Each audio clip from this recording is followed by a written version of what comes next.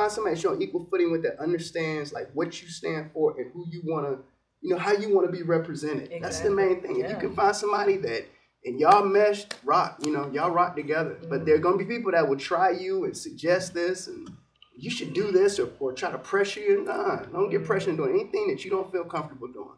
Being able to be friendly with your agent, but not become friends. Yeah. That's like that needs to be it. Like you need to be able to get on the phone and talk shop about the career and maybe, laugh and have a good time a little bit, but like, that's it. Like it needs have to be a comfortable lunch in a meeting. Yes, absolutely. Yeah, a lunch where you're not like awkward and uncomfortable. Yeah, but that's it. Nothing more. Yeah.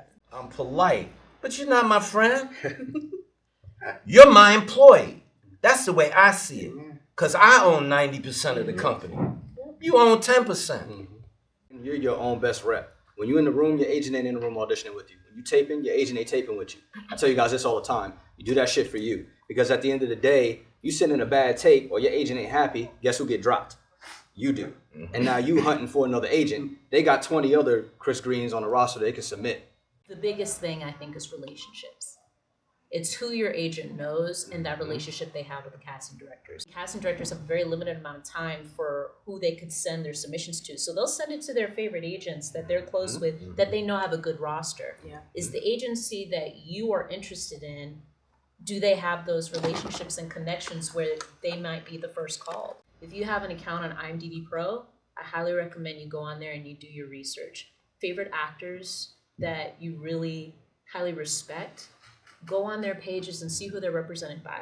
Agents is clear cut. We're gonna submit you for this, and we submit you, you audition. If you get it, we snatch our money and you get your money, and then we'll move on to the next one. Define a manager.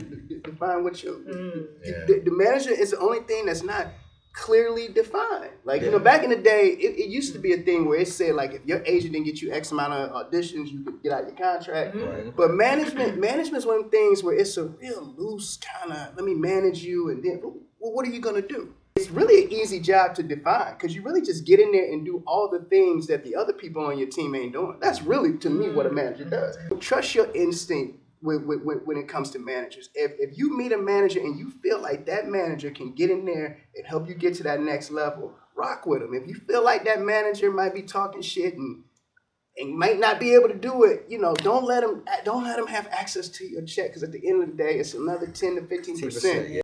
Make them earn their keep and you define what their job is or make them define it.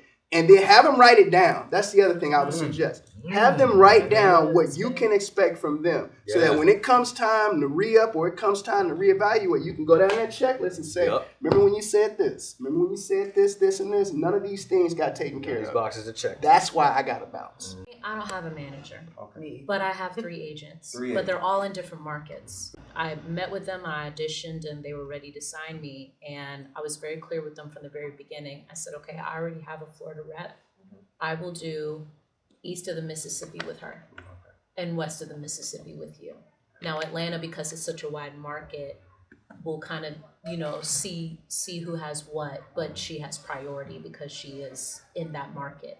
At the end of the day, y'all on a team. If I book, everybody's getting paid. That's right. Period. So that's just the whole conversation. Y'all really need to be getting along.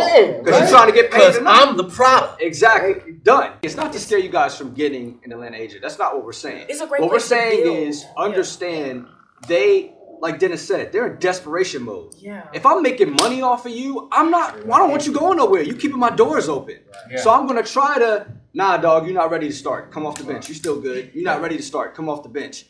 You got to be able to have that mentality and that relationship that we talked about earlier and say, yo, check this out. I understand where you're coming from.